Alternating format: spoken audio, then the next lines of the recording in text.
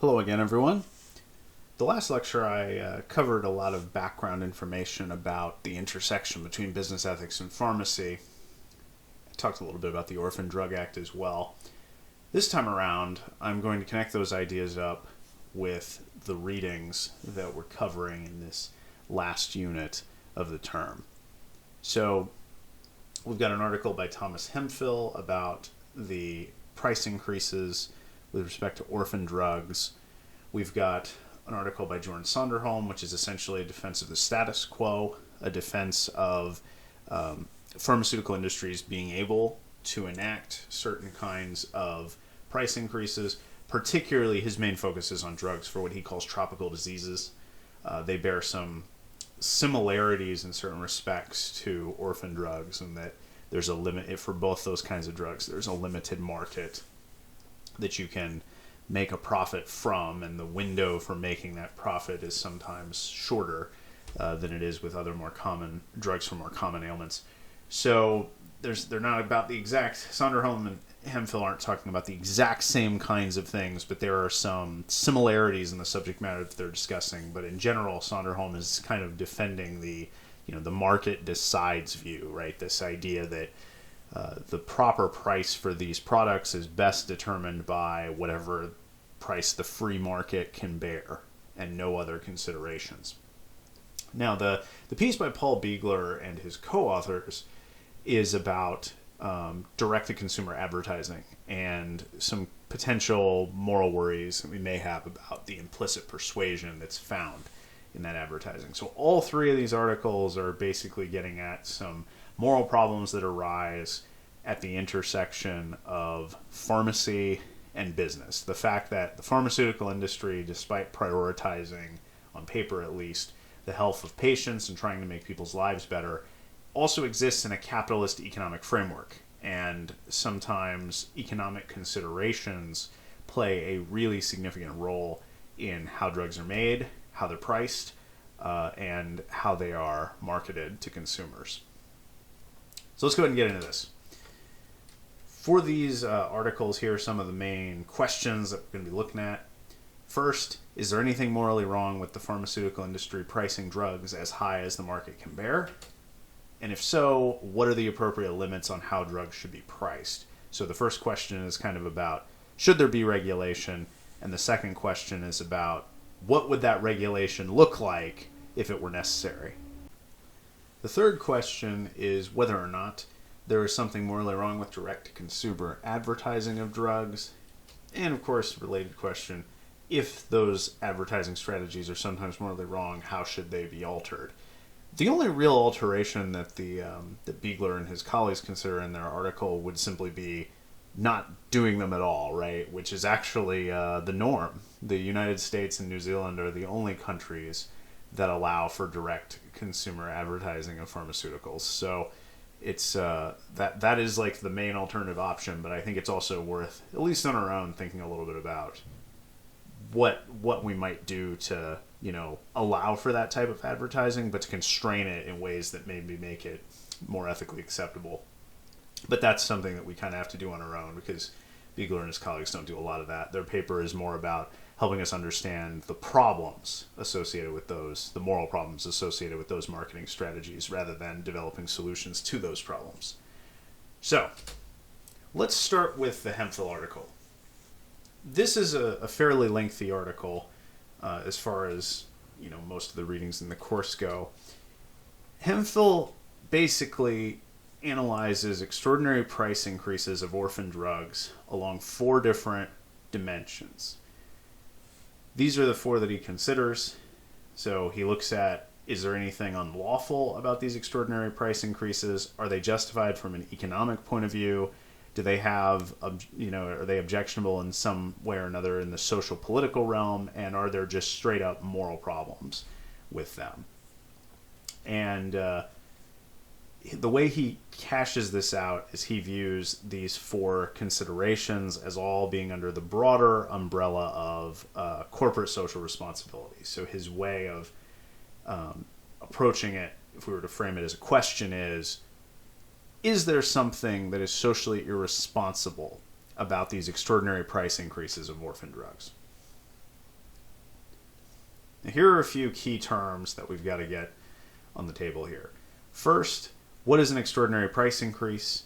The way it's defined, it's any price increase that's equal to or greater than 100% at a single point in time. So, in other words, an extraordinary price increase means, at a bare minimum, the cost doubled at some specific point in time. A lot of the price increases that he cites are far more than that. Some of them are literally the price is going up more than 10 times the amount of what it was. So a drug that was, $2,000 for a year-long prescription is now $23,000 a year or something like that for a year-long prescription.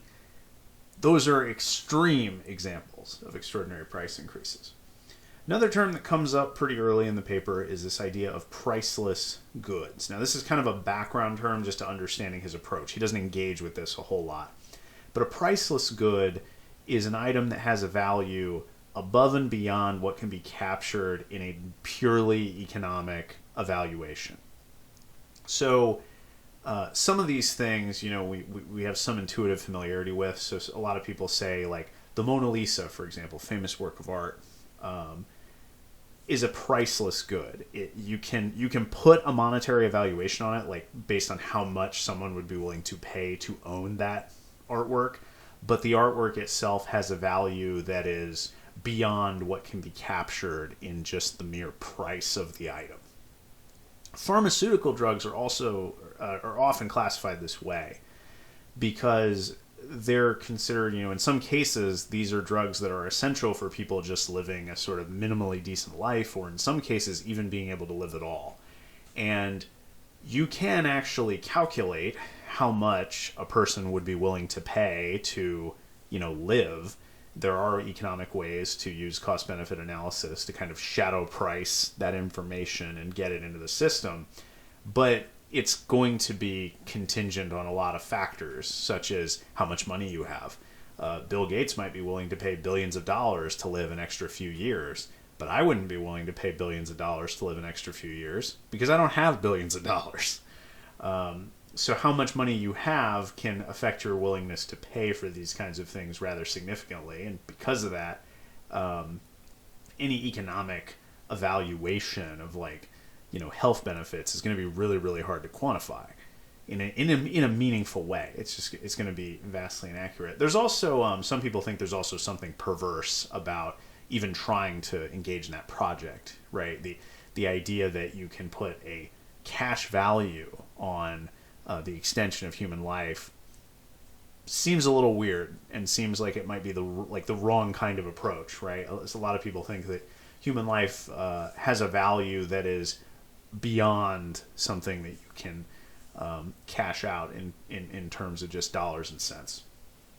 So anyway, pharmaceutical drugs are often considered a type of priceless good. So that's a background fact that's relevant to this paper. Orphan drugs, this should be a familiar definition because of the reading on the Orphan Drug Act by Clayton Dalton. This shouldn't be surprising, but the main definition for purposes of U.S. law is it affects less than 200,000 people in the United States. There is also an additional condition in there, which is alternatively it could have a prevalence of less than 5 in 10,000 people. Very rare, either way. Very rare to find people with the relevant disease. And the last key term is this idea of the triple bottom line. Let's go back to the earlier slide to see how this fits in. So he's assessing extraordinary price increases along 4 different dimensions, right? Legal, economic, socio-political, and ethical. The triple bottom line is a very similar framework, which it examines corporate social responsibility through only 3 dimensions. That's why it's called triple bottom line. It's sometimes abbreviated with 3 P's: profit, planet, and people. The idea is it has an economic dimension, social dimension, and an environmental dimension. So it's similar in some respects, but it's not identical. Obviously, Hemphill's approach, economics, lines up nice and well, but the ethical, social-political dimensions and legal dimensions don't quite track this idea, of environmental dimensions and social dimensions. He's using slightly different categories for those sorts of things, but he acknowledges that his own approach is influenced in some significant ways by this idea of the triple bottom line. So that's key terminology for Hemphill's article. What he does after he's kind of put his framework on the table is he just runs down those 4 different parameters, right? So he looks at the law, he looks at economic considerations, he looks at social political aspects, and he looks at some additional moral considerations. And he basically rules on whether or not there's something objectionable along this parameter with these extraordinary price increases. So legally speaking, the Orphan Drug Act grants pharmaceutical companies a wide range of different financial benefits and incentives to engage in this kind of research, including a limited period of market exclusivity, which allows them to price the drug as they see fit. And so legally, these companies are perfectly within their rights to price orphan drugs at whatever the market can bear. So really, and this isn't a long section in the paper, but there's really not a lot more to say. It's not what the companies are doing is unlawful, at least in most cases. It would have to be a very unusual circumstance for them to knowingly and deliberately breach some kind of legal consideration. The real issue is whether or not what they're doing, even if it's legal, is still morally objectionable. So what about the economic aspects? Well, one of the complications with orphan drugs is that your market is just really small, because these are diseases that affect only a pretty tiny number of people. Additionally, you only have that market exclusivity for a pretty short amount of time. So but those two things in conjunction, your window for really maximizing, your profit margin is small. The other factor here is that usually orphan drugs are kind of a risky research venture. You do not always know that your investment is going to pay off.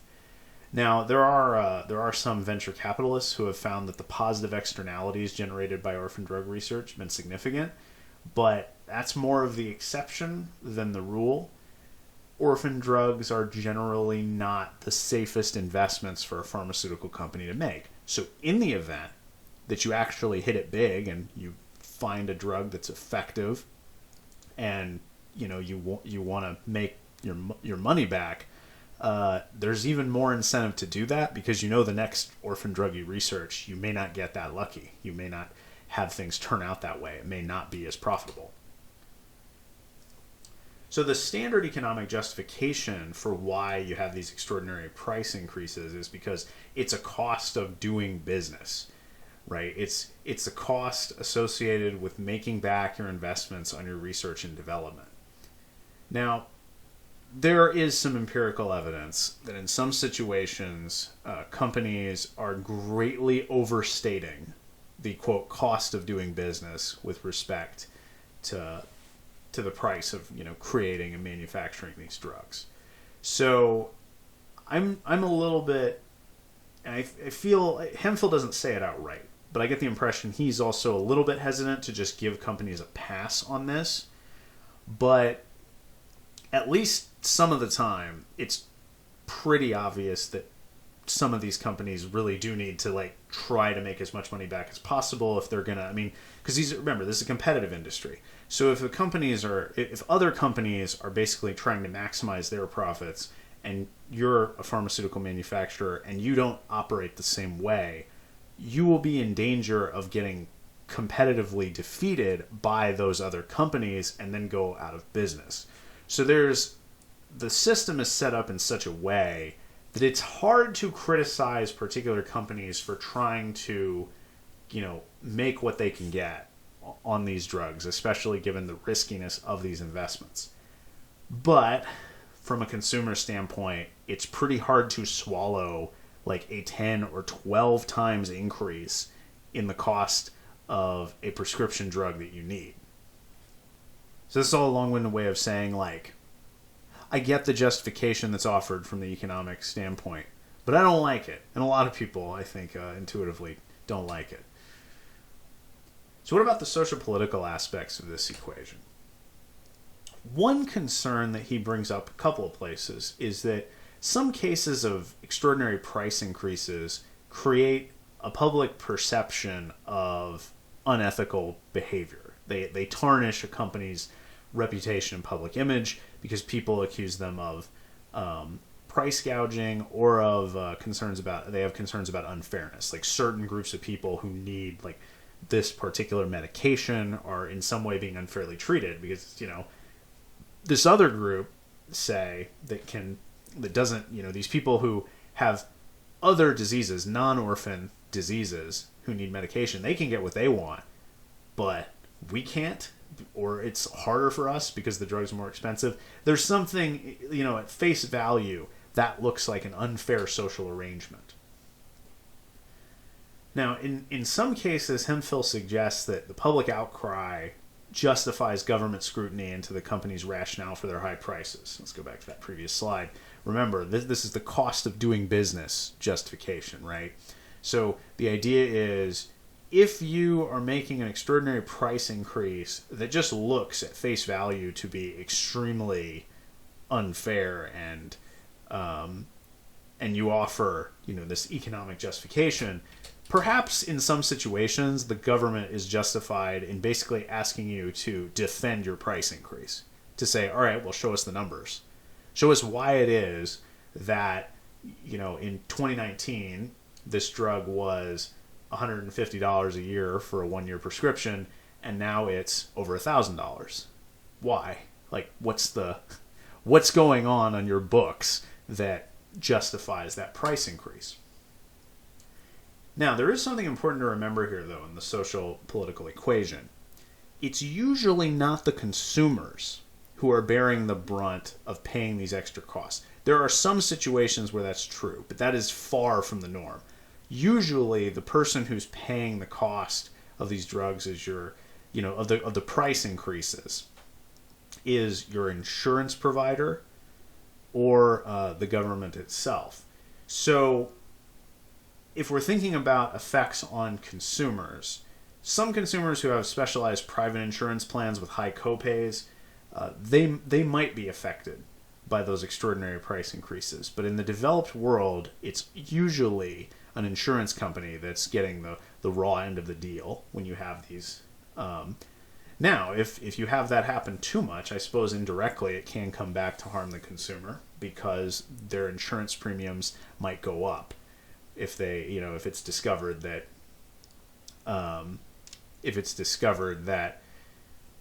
certain particular drugs are now way, way, way more expensive, and you're at a high risk for needing one of those drugs, or you already have an active prescription. It may be the case that the insurance company feels like they have to charge you more to be able to, continue to provide that drug to you.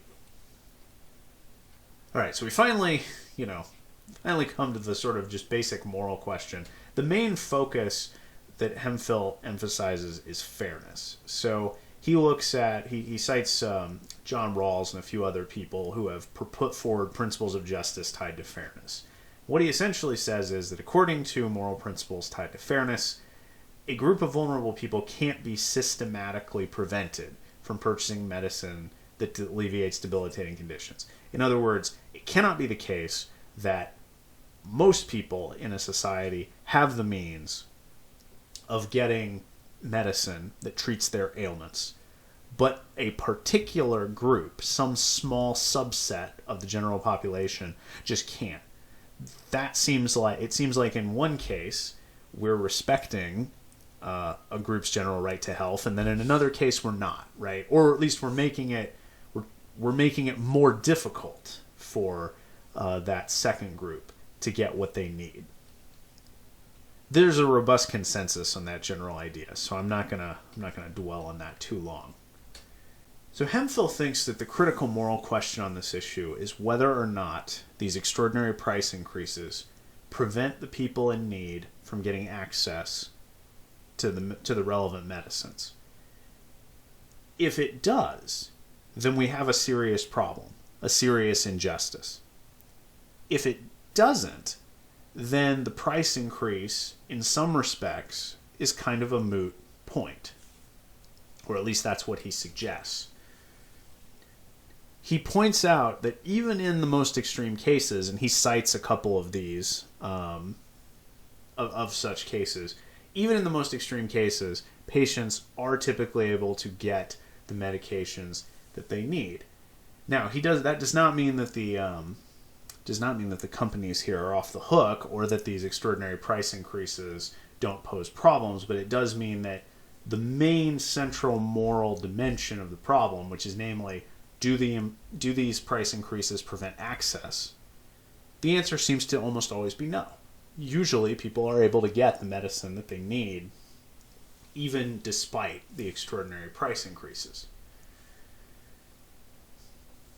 So here's kind of where he falls, and we don't really get this position until the very end of the paper, after he's done all the previous analysis. Hemphill essentially says the extraordinary price increases of orphan drugs don't necessarily reflect socially responsible behavior from the pharmaceutical companies, but we have to make efforts to make sure that patients' access isn't impeded. So he gives a couple examples of how this could be done. One of the big ones is providing patient assistance programs, where you essentially create a fund that patients in economically disadvantaged circumstances can apply for certain types of aid, and if they get it, it provides them additional money to get the medication that they are requesting. There are probably other ways to do it besides that, but the basic idea is you create some kind of financial assistance for patients who are likely to be disadvantaged by these extraordinary price increases.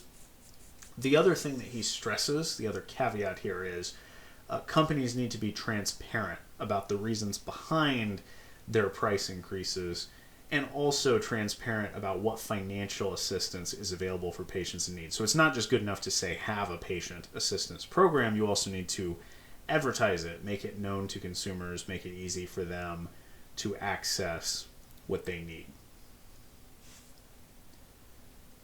So what this ultimately amounts to, as far as Hemphill's position, is he's not totally sold on extraordinary price increases in every instance, but he seems broadly receptive to them, broadly supportive, provided that they really don't impede access for the vulnerable consumers. If they do that, we have a serious problem. If they don't, then, well, we need to still be vigilant in trying to help consumers who might be vulnerable, and we also need to be, transparent. One of the reasons why he stresses this transparency requirement is that this is one of the problems associated with the public image, right? Is that, a company increases the price of a drug tenfold, and you as a consumer have absolutely no idea why.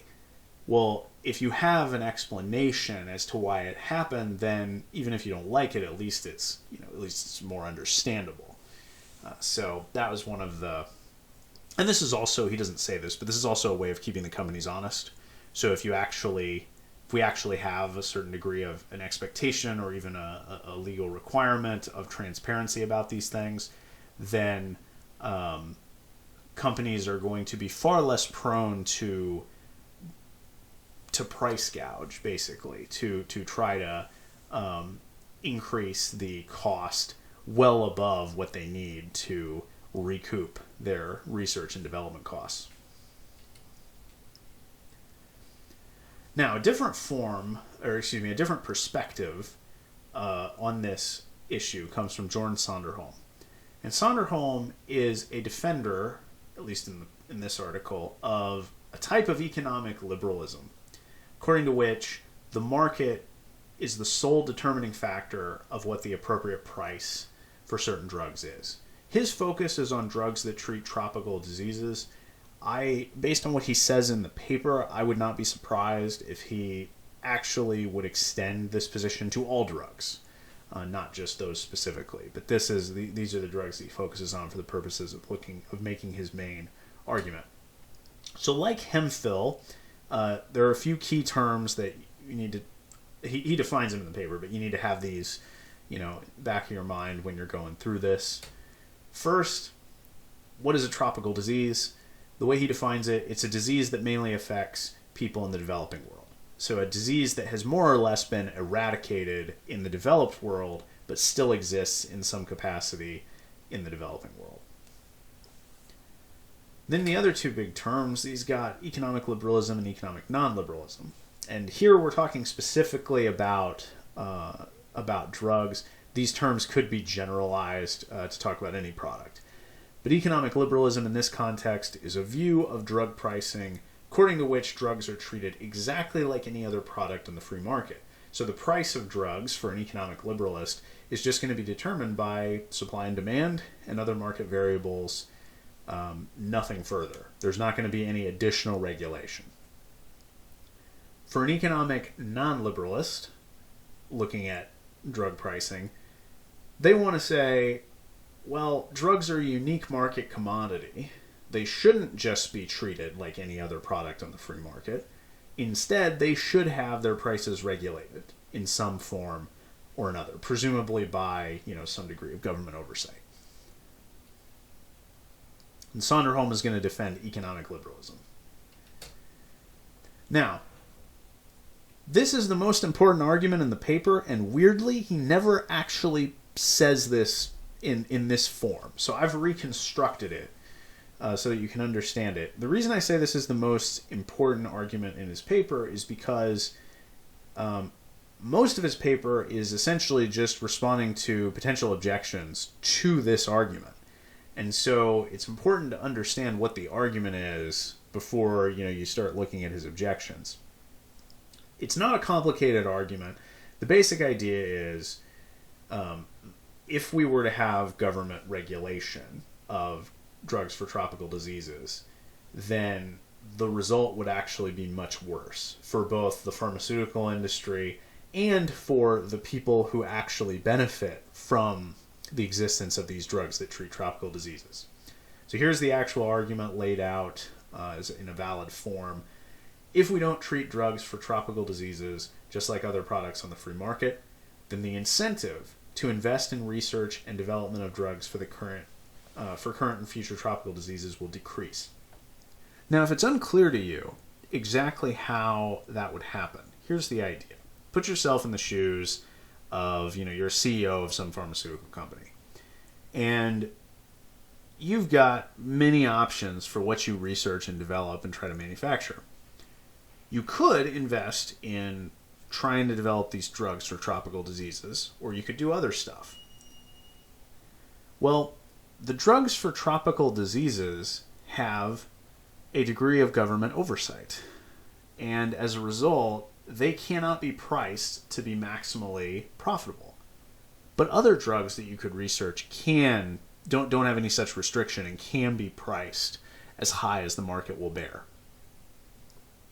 Under those circumstances, if your goal is to, make as much money as possible to satisfy your shareholders and make sure that, you can stay competitive with other pharmaceutical companies and so on, you're going to be incentivized in that situation to pass on researching drugs for tropical diseases and instead research those other drugs. But if everybody in your situation as a CEO of a pharmaceutical company reasons that way, now no one's researching tropical disease drugs anymore, and as a result, people who actually benefit from those medications, people who are suffering from tropical diseases, they don't have any drugs available now to purchase. So they are actually made worse off by that kind of social arrangement as a result.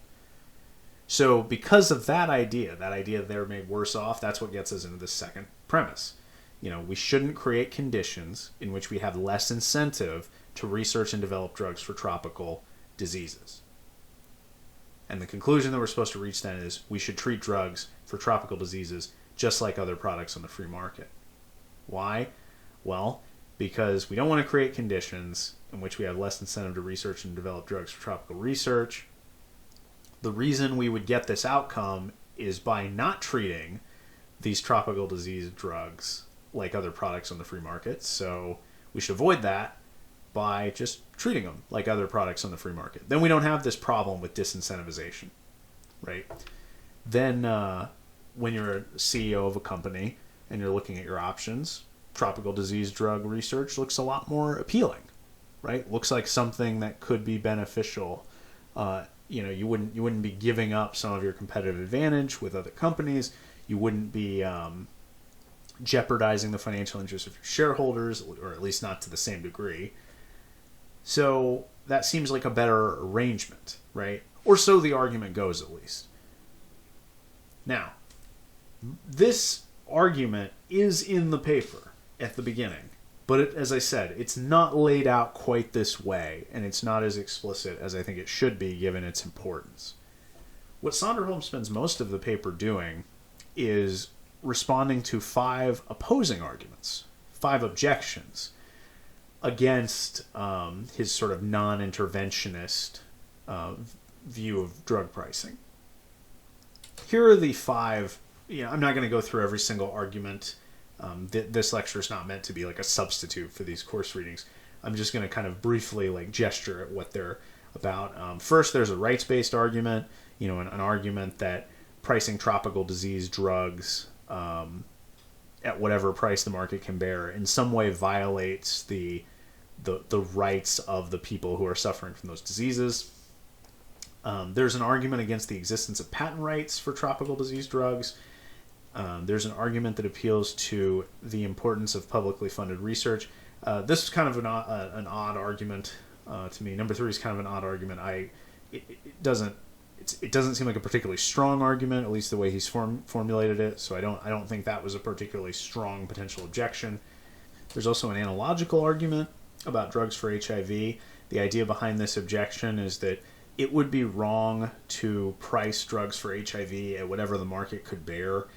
And much in the same way, it would be wrong to do the same thing for tropical diseases. Sonderholm's strategy with that is to try to show that there are relevant dissimilarities between the HIV case and the contemporary tropical disease case. And there's also at the very end just an argument against capitalism, or an argument against the entire framework of Sonderholm's paper sort of assumes that a broadly capitalist economic system is preferable and justified. And so one way you could reject his position is to simply say, well, look, this whole idea of pricing drugs in this way, or pricing any product in this way, at whatever the free market price is just totally the wrong way to structure an economic system. If you go that direction, he says basically one paragraph in response to this, which is basically, yeah, you can go in this direction, but you have to understand that you're abandoning every benefit associated with a free market economy. He doesn't say this super explicitly, but the implication is that would not be desirable. That would not be a good thing to do. You're solving the problem of tropical disease drug pricing by creating tons and tons of other problems. So I'm not going to go through every single response to every single objection that he makes, but here are a few highlights that are worth noting. One is, Sonderholm thinks that it would be unfair for pharmaceutical companies to have to bear the economic burden of lowering drug prices. The reason it would be unfair for them to do so by themselves is because these companies are the ones who are taking the financial risks associated with the research and development of these drugs. So if their research and development doesn't pan out, they're the ones who are paying the costs, so to speak. And so to say to those companies that not only do you have to assume that financial risk, but also in the event that you actually have a breakthrough and you actually discover an effective drug, we're not going to let you make a lot of money off of it either. We're gonna regulate how high you can price it. It seems to get, and this gets in again to that sort of disincentivization issue, right, with the main supporting argument for Sonderholm's position. it seems like if we're setting things up that way, we're kind of deliberately disincentivizing companies from pursuing the research in the first place. But he suggests that if you were going to, he doesn't say how this would be done, but the suggestion seems to be that if we were going to try to regulate drugs in this way, that these companies would need to be offered some kind of additional compensation or something. It would need to be a more elaborate system where there was some way that the economic burden wasn't just falling on the companies exclusively, where it was shared among other perhaps government agencies or some other group, such that the companies were not just having to bear the brunt of any financial shortcomings on their end without any means of making a big payout. So it's an interesting argument because unfairness came up in the Hemphill article as well, looking at unfairness from the consumer's point of view, and Sonderholm is talking about the same moral concept but looking at it from the perspective of the corporations and the industries. One of the other major highlights from Sonderholm's reasoning is that he thinks broadly consequentialist considerations favor not regulating the price of these drugs.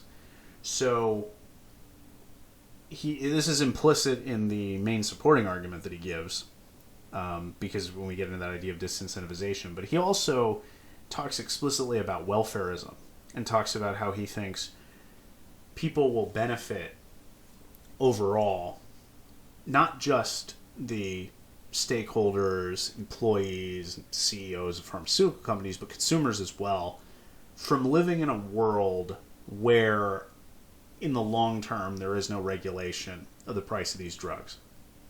The reason is, sure, if you allow those drugs to be priced really highly, then there's a sense in which in the short term some consumers may be made worse off because of the high prices. But in the long term, allowing for the prices to be really, really high and for these drugs to be really profitable encourages more research and development into the development of these drugs. Over time, as a result, more of these drugs will be discovered, they'll be developed and manufactured and made available. The more drugs being available for people to treat wider variety of conditions, is going to raise people's welfare from just like alleviating their illnesses. But in addition to that, the development of more drugs also means more competition. And more competition means over time, the prices will, to some degree at least, be driven downward. And things will will become more affordable. So now that may sound a little bit too rosy, but the idea is that over time, the free market will regulate itself, right? As new drugs are discovered and developed, there will be people who follow in the same footsteps and create similar drugs or imitators or whatever to compete in the same market, and that competition will, over time, drive the price down. So the sort of astronomical price increases, the thought goes, will be a short-term phenomenon that eventually will regulate itself. Now, again, we know it doesn't always work out like that, quite that way in practice, but that's the general phenomenon that Sonderholm is gesturing at. And the last one, which I've already kind of gestured at, the Sonderholm assumes throughout the article that the benefits of a broadly capitalist economic system are worthwhile and that it would be deeply disadvantageous to abandon them. So if you're somebody who's not a fan of capitalism, there is not much that he's going to say in this article that's probably going to sway you otherwise. But if you are a fan of a broadly capitalist economic system and you're not prone to that objection, then he's got some decent responses to potential objections that could occur within working within this broad framework.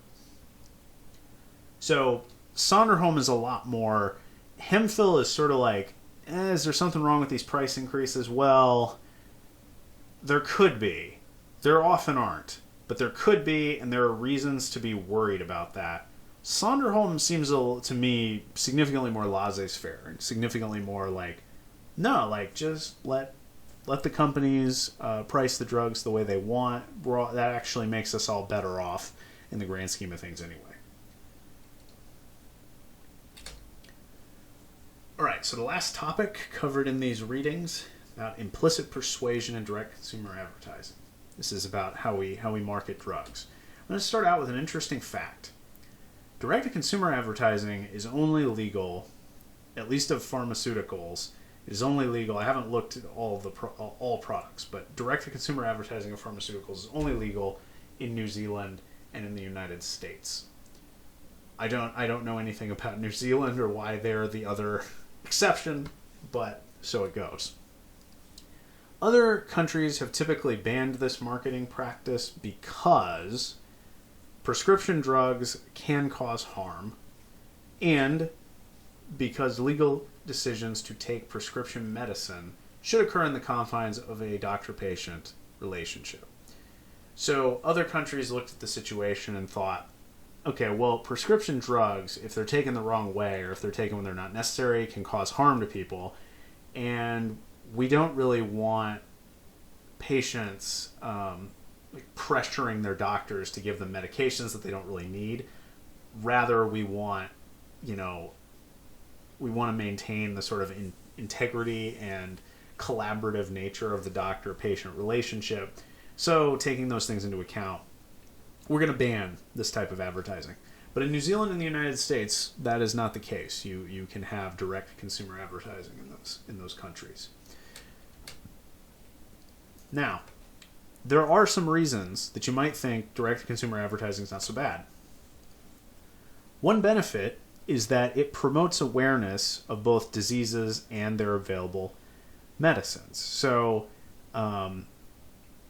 if you're, watching television and you happen to see an advertisement, even for a disease that you don't have and for a medicine that you don't care about, it might give you insight into a medical condition that you weren't aware of, or a possible, remedy for a condition that would never have occurred to you.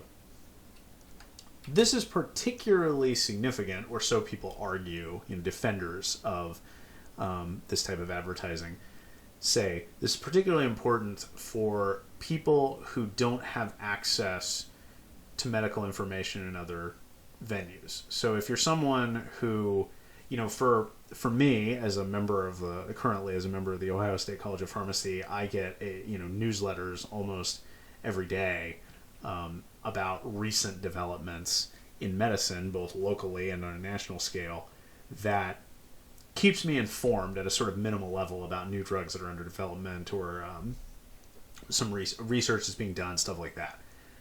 Ordinary people, though, may not have access to those kinds of resources, or may not be in a position, even if they did have that access, may not be in a position to really evaluate what that kind of jargon means. So if you're somebody who doesn't get a lot of medical information, and you're, limited in some ways in how you can access it, commercials on cable television might be a decent source of medical information for you. Or at least so the argument goes. The other thing there's been some research that has suggested that this type of advertising can serve this function anyway, is that this type of advertising can remind patients who already have the medicine in question or have similar prescriptions, can remind them about the importance of sticking with those prescriptions. So that advertising kind of serves as a kind of reminder function in a sense. When people see it, they're further incentivized to follow through on taking their prescriptions responsibly.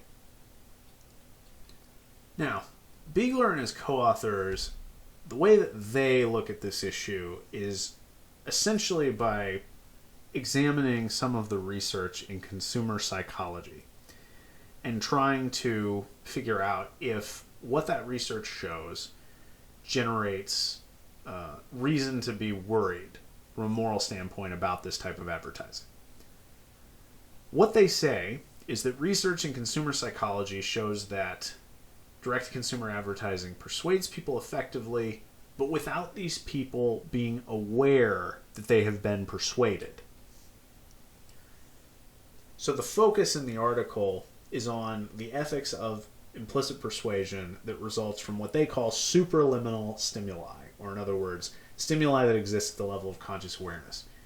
Now, if you look at these two statements that are on this slide, you might be a little puzzled because it says in the first part, we're talking about persuasion that happens without a person being consciously aware of it, but in the second statement, we're talking about stimuli that exists at the level of conscious awareness. That may be a little confusing. So here's the idea to try to illustrate. The idea is that you are aware of what you are seeing and what information is being presented to you. This is all happening at the conscious level. But for some reason or another, the way in which this information persuades you, changing your attitudes about whatever the item is in question, and these examples, I'm going to mention, it's going to be a medication of some sort. The way by which you become persuaded, say, to ask your doctor about that medication or to view that drug positively, is below the level of conscious awareness. So the information you're presented is at the level of conscious awareness, but the actual mechanism that's doing the persuading is not. So that's how these two statements are to be reconciled. Now you might think that that's a really obscure phenomenon, but it's not actually. There are a lot of examples of this kind of implicit persuasion. Here are a few. One is the mere exposure effect. The mere exposure effect occurs essentially when you just see a neutral stimulus over and over again, and over time, you just come to like it more just by being exposed to it many, many times. It's an interesting phenomenon. We can imagine certain contexts where like this would be a very good thing. So if for example, you're a new parent and you have kind of mixed feelings about your child, like you may love your child, but also recognize, like, especially when they're very young, that they're a lot of work to care for. And so you may kind of feel ambivalent about your situation. Well, the fact that you're spending so much time with your child, the mere exposure effect over time is going to make you like your child more. Even if everything else stays the same, even if their behavior doesn't change, even if your situation doesn't change, it won't for a while, mere exposure effect will make you like your kid more, and that seems like a good thing, right? That seems like a benefit of the mere exposure effect. There are other contexts where it can be very good as well. It can make you like routines that are relatively banal and insignificant more just by doing them many, many times. But in the context of advertising, it also means if you're exposed to a product many, many, many times, over time, you'll just come to like that product more, even if you had completely neutral feelings about it going in. Worth noting that the mere exposure effect does not generate the same effect if it's something that you don't like. So if it's something that you despise, it's not like being exposed to something that you despise over and over and over again is automatically going to make you view it more positively. Can also have priming. Priming occurs when you're essentially cueing a person to think about an object in a certain way. It's hard to give concrete examples of what priming is like. There's literally only one sentence where they mention this phenomenon in the paper. But the idea is that before you ask someone a question or before you present a proposition to them, you prime them to think about that item in a certain way with certain kinds of leading information. So you can, if you're going to... Sometimes we do this intuitively in certain social situations when we're... say you're about to ask someone for a favor or something. You probably wouldn't want to lead into that conversation by I don't know, insulting the person's dress or something like that. Because then when you ask them for for a favor, you are sort of contextualizing your asking of the favor in a very negative way. Instead, what you might do is you might want to try to be courteous. You might say things like, hey, I know you're busy, that sort of thing. What we're essentially doing is, in a way, we're trying to prime the person to be receptive to our asking of a favor. Well, you can do the same thing in how you present your products, right? You can cue a person, in a sense, to think about a product in a certain way. When we have these, when we have commercials that start out by like, we know how it is. You're a hardworking person just trying to get by. You're trying to like get your audience, on your side to think about things in a certain way before you present some product that you think is going to appeal to them. Another example is a framing effect. Framing effects are weird, at least to me. Basically, you can present identical information in different ways, and and get different results as to how people feel about certain products or other things in their life. So if you say that a product is 95% effective, that generates way more positive feelings about that product than saying the product is 5% ineffective, right? And the only difference here, it's the same thing. They mean the same thing. But the difference here is, in the former case, we were saying 95% effective, you're emphasizing the effectiveness. In the other case, you're emphasizing the ineffectiveness. And even though the information is the same, our brain seems to process that information differently, such that we look at the positive, the effectiveness part. Like, yeah, 95% effectiveness sounds really good. On the other hand, 5% ineffective, I mean, that's 1 in 20. I mean, that's kind of significant. It's just, but again, it's the same information. It's just the way that it's being presented to us, but that can affect how people perceive it. And then the big one, I've put this one in, kind of more standout text because this is the paradigm case that they look at throughout most of the article. It's evaluative conditioning. Evaluative conditioning is when you pair a neutral stimulus with a positive or negative stimulus to elicit positive or negative feelings about the neutral stimulus. So the most famous example of this is probably Pavlov's dogs. Pavlovian conditioning is another name for this.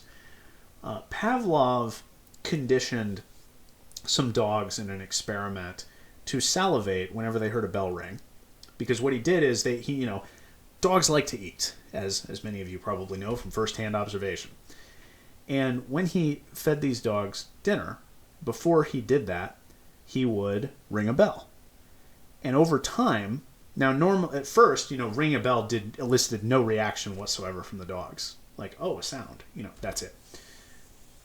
But over time, they came to associate the ringing of the bell with dinner. And they liked dinner. And so he eventually, was able to basically get the dogs to salivate and, really anticipate, eating a meal just by ringing the bell, even when there was no food present. So what essentially happened is the dogs came to pair a neutral stimulus, namely the bell ringing, with a positive stimulus, which was eating dinner. Same thing can happen with people in a wide variety of different contexts, right? As you connect this neutral stimulus with something that's good or something that's bad, you will over time come to associate that neutral stimulus with the other thing that comes after it or that comes in conjunction with it. Now, I mentioned that evaluative conditioning is the main example that they're going to use. So you're going to see that several of these specific cases that they give of like how drugs are marketed clearly seems to be drawing on Pavlovian or evaluative conditioning to try to persuade people to like the drug or the medication. So let's start to get into the actual ethics of this. All that stuff is basically just kind of empirical research and a little bit of psychology. Why would implicit persuasion be a problem? Well, the main reason is that there's a worry that it violates a person's autonomy.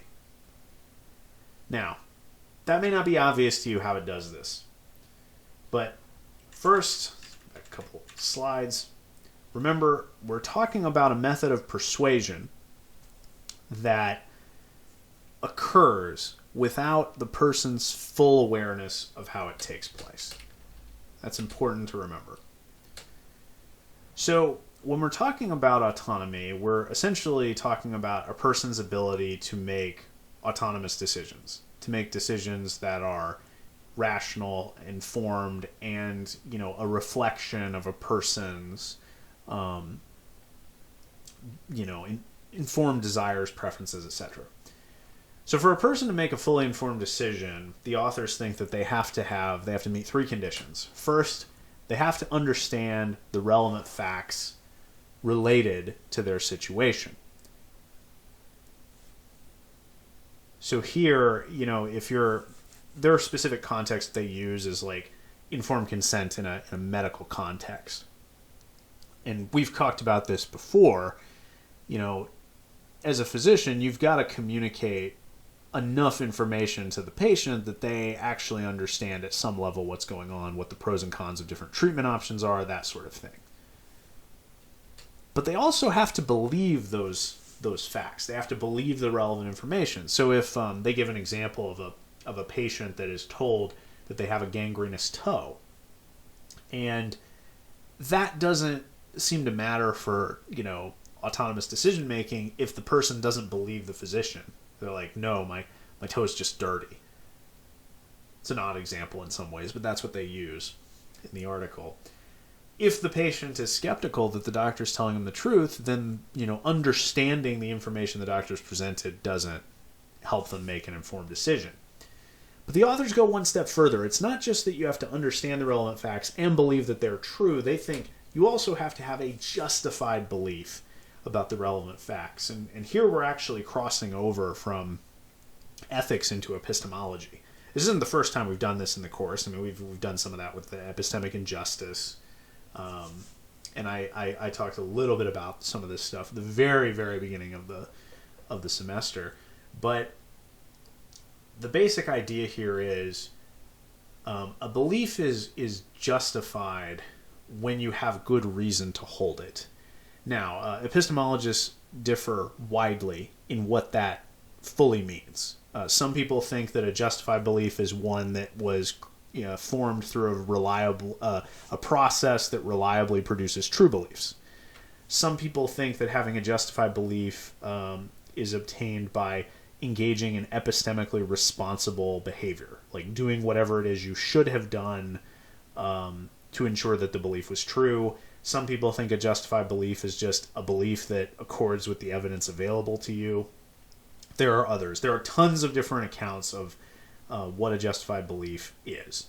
The authors do not resolve which view on this issue is correct, but regardless, the idea is if you're someone who's trying to make an informed decision, they think you need to not just understand the relevant facts, not just believe them, but you also have to have your belief about the relevant facts be justified. It has to be in some way grounded in a plausible reason to hold that belief.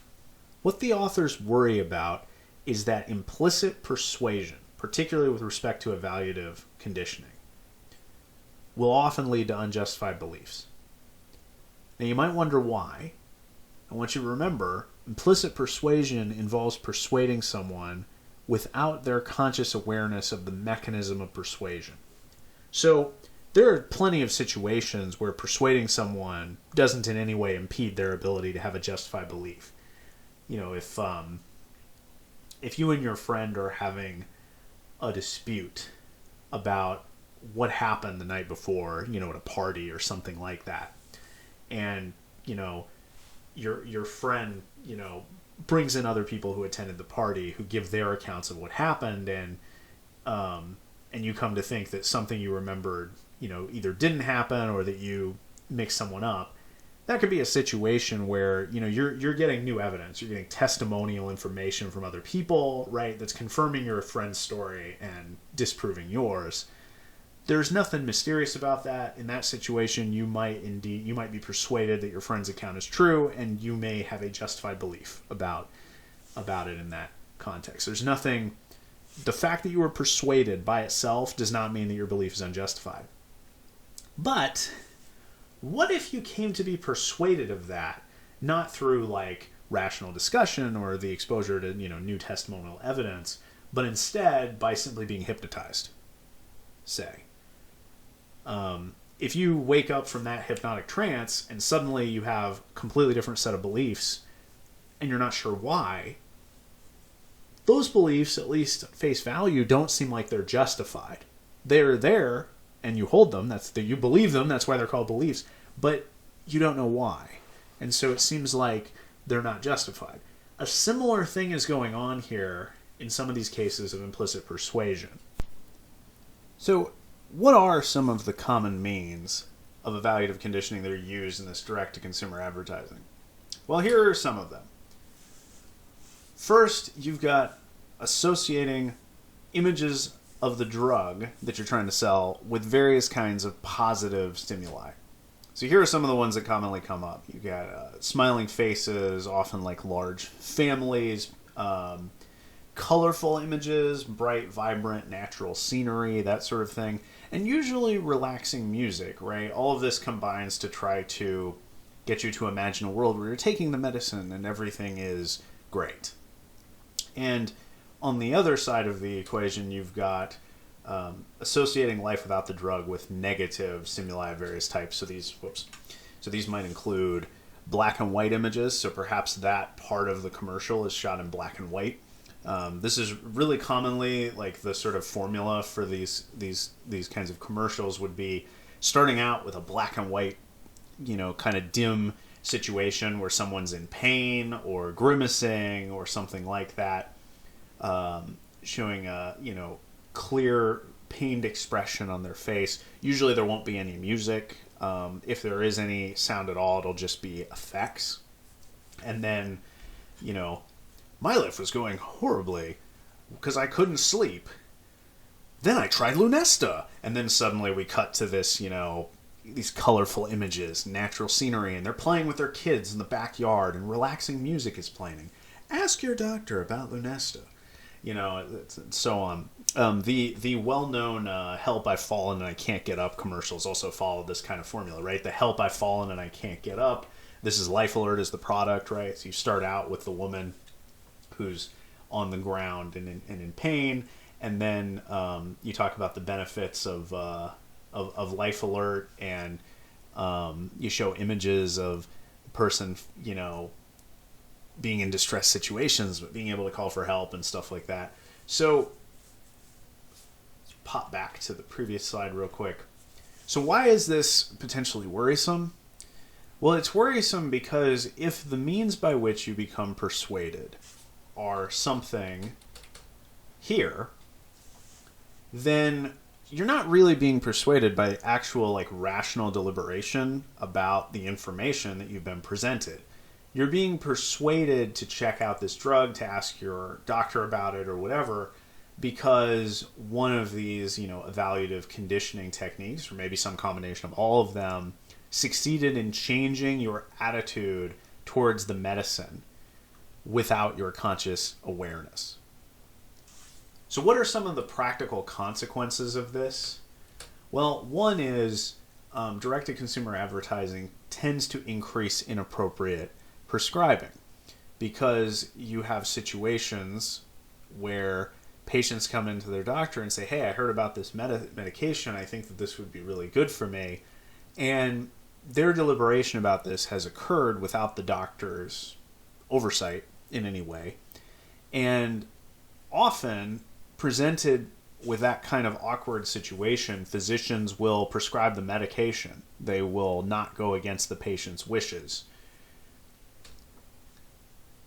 One of the additional complications here is, even though one of the benefits of direct-to-consumer advertising is supposed to be that it makes, you know, certain people informed of diseases and possible remedies to them, it can actually make patients less able to make informed decisions about what medicines are best for them.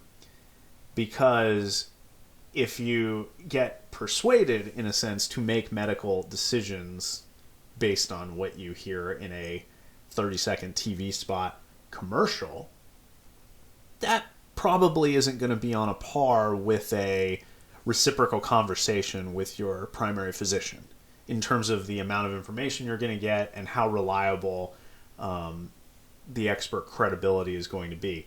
I mean, especially if it's a late night advertisement, those are sort of notorious for doing things like putting the description of side effects at the bottom of the screen in 5-point font that you can barely read, and scanning it across the screen as quickly as possible, so that in the event that a lawsuit were brought against them for one of those side effects, they can say, "Well, it was in our advertisement," But it's transparently deceptive in a certain way.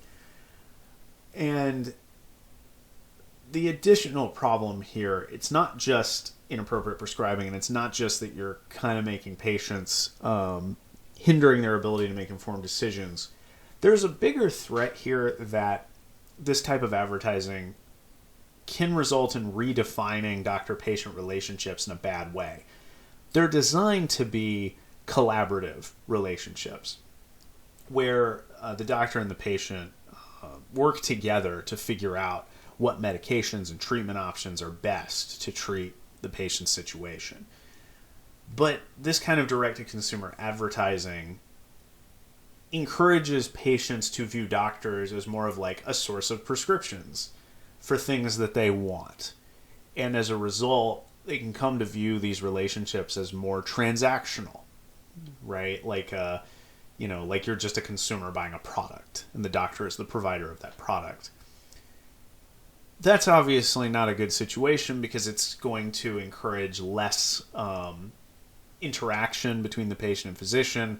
There's going to be fewer discussions about whether or not treatments are appropriate or what options are available, and rather the patient's going to come in already with a preconceived idea of what medication they want.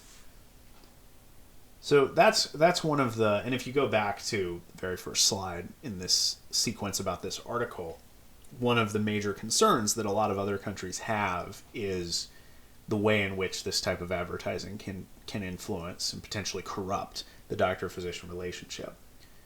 But in the US and New Zealand, since this advertising is legal, it's something that we have to take seriously. The other thing, this is not stressed as much in the paper as I think it should be. Direct-to-consumer advertising makes patients more vulnerable to the undesirable side effects of drugs that are marketed in that way, because those advertisements are specifically designed to emphasize the best features of the drug and to minimize the potential side effects and the negative impacts. Some advertisements are more guilty of this than others.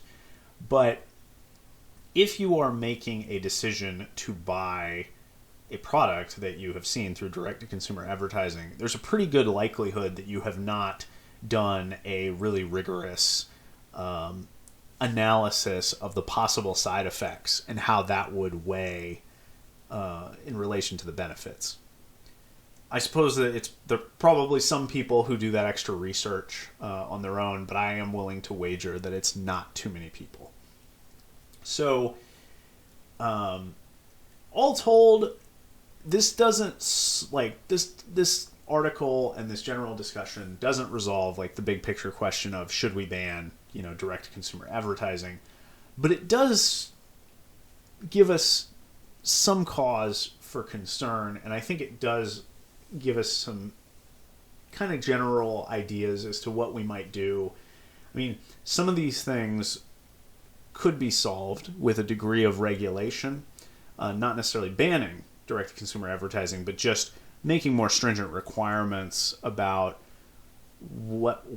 how people are able to advertise these products and how transparent they need to be about the side effects and about how people can get the medication, about who it's appropriate for, and things like that. So there may be some intermediary measures that we can use. But if the implicit persuasion angle that the authors have taken, if in fact it's wrong to engage in this kind of implicit persuasion, that's probably going to push us pretty close to a ban on this type of advertising, because without the idea of trying to eliminate implicit persuasion from these types of advertisements would be incredibly difficult to do, because anytime you have an advertisement where you're trying to promote a product, there are going to be things that you do to try to present that product in the best possible light. If you aren't allowing marketers to do that, they are probably just not going to spend the money marketing the product at all, because of course it does cost money to produce, if we're talking about television commercials, to produce those commercials, and to pay for the airtime, and if you're talking about advertisements on other platforms, maybe streaming platforms, or YouTube, or whatever it is, same rules apply. Like, those things are not free. So if you are basically not being allowed to make advertisements that are effective in getting people to buy your product, you're very likely just not going to engage in them. Maybe that's still a better overall outcome than the status quo, but I don't know. I don't think we have enough information from this one article to draw that conclusion. But obviously, direct-to-consumer advertising poses some interesting moral problems. I'll leave you to think about some of the other possible solutions we can implement on your own. This wraps up these three, the highlights mainly. Again, this lecture is not meant to be a substitute for doing the course readings, but this sums up a lot of the highlights from these three different articles.